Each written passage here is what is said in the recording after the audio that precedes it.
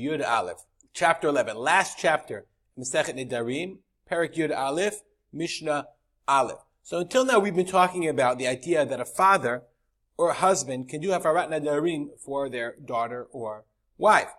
But the halacha says, the Mishnah is going to teach us that they can't do hafarat nedarim for any type of neder, but rather the Torah limited hafarat nedarim to certain types of nedarim. Let's look at the psukim. Okay, these are psukim we've seen before from Bamidbar Perek Lamed. So we've learned that the father v'shama aviat nidra, blah blah blah, v'echarishla, v'kamu kol neder, the father can either be quiet and establish her neder, or he can hefer. Okay, he can undo it, he can hefer, he can annul. But later on the Torah says the following. The Torah says, Kol neder v'chol shivuat isar la'anot nafesh, any neder, or any prohibition, any oath of prohibition, la'anot nafesh. Annul nafesh means a personal affliction. Then ishayiki menav ishayferenu. Then her husband can uphold it, or her husband can yaferenu. At the end, the Torah says, Elu chukim asher tzivah Hashem al Moshe bein ish liishto, bein av lebito. So on the one hand, the Torah says, it have to be what's called la'anot nafesh. Annul nafesh means it has to be an oath that causes inui nefesh, causes affliction to her. If it doesn't cause affliction, then it doesn't fall under the rubric of hafarat nedarim.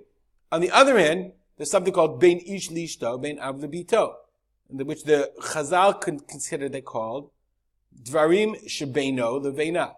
Dvarim shebeino leveina. So on the one hand, we have this whole section refers to what's called nidrei inui nefesh, and on the other hand, we're going to talk about the idea of bein ish lishto, dvarim shebeino leveina, and that we'll see in the first two. These two rules we'll see in the first two Mishnayot.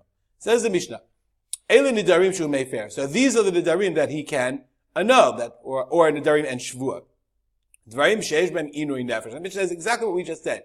It said in the Torah la'anot nefesh, and so therefore they have to be matters that have inui nefesh, personal affliction.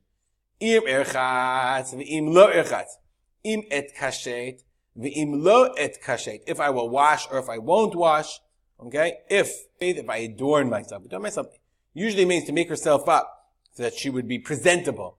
Let's say the kishud was considered very important for women in those times. So what does it mean? Im erchatzim lo erchatz bar tenura. Hachikamar.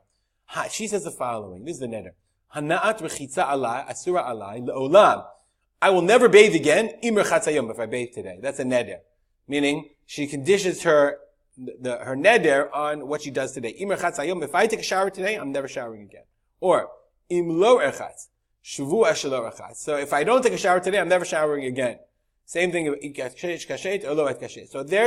is inui nefesh. It causes her inui nefesh. If she doesn't bathe, or she doesn't, make herself up, that's considered inui nefesh of her. So therefore, that falls under the rubric of nidrei inui nefesh. And therefore, the husband or the father can do hafarah.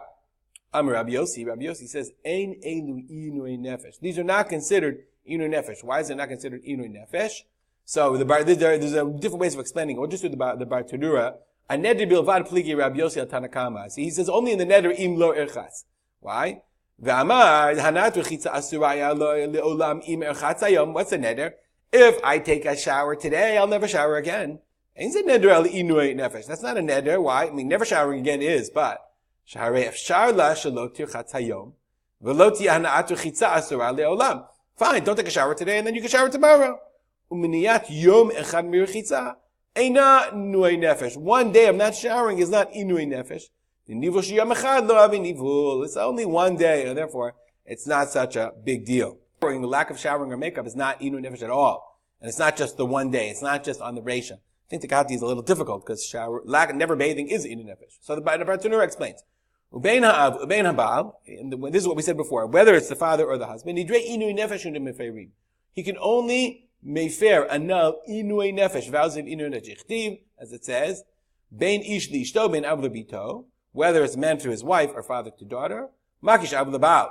There's a comparison of the father to the husband. Ma bal eino mefer, ella nidrei inui nefesh. He can only annul the nedarim of affliction, of personal suffering. So to the father. The Rambam posek sha'av mefer kol nedarim shebishvuah. The Rambam says, no. The husband is only inu nefesh, but the father can do anything.